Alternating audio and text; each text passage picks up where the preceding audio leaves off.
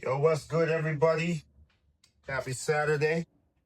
I'm just here right now trimming down 22-pound grade A brisket, beef brisket to be exact. Just gonna do a little follow along and show everybody how I do it.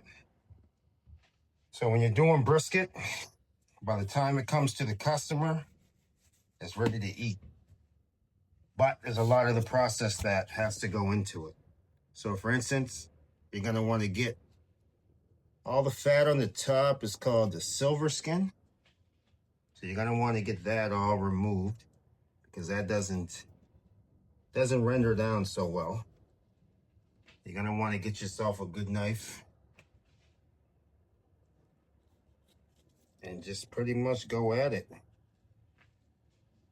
It's not a fun process, but when you've been doing it for a little bit, it's not too bad. And you're gonna have this fat cap right here. There's a lot of fat on it. So nobody wants to eat that. You're gonna want to remove that. That's gonna speed up your cooking time. Everybody has their own different methods of trimming. Some people will do theirs totally different and whatnot. So then we're gonna flip back and get that knuckle, get rid of that right there, right? That's a lot of fat. So I'm gonna render that down to some beef tallow. There you go. Everything's got to be uniform to ensure an even cook.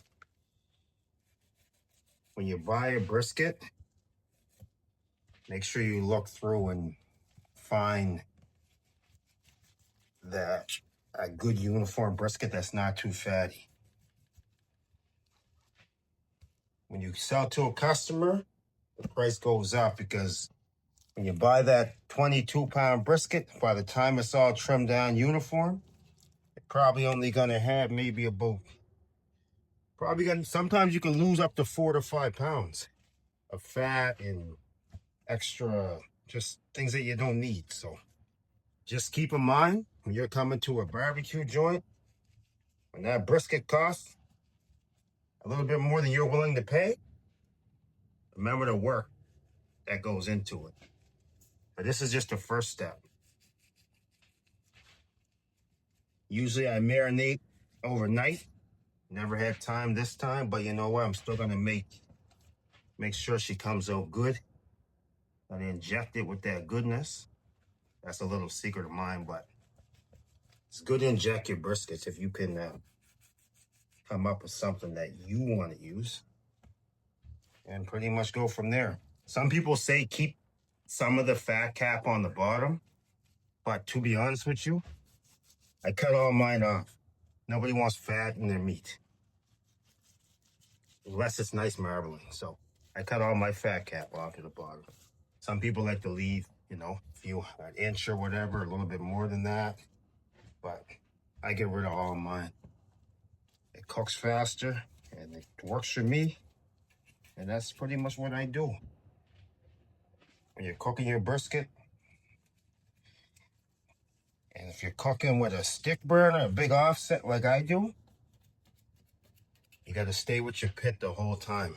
You can't walk away. Can't go have a beer. I mean, you can have a beer though, but you got to stay with it.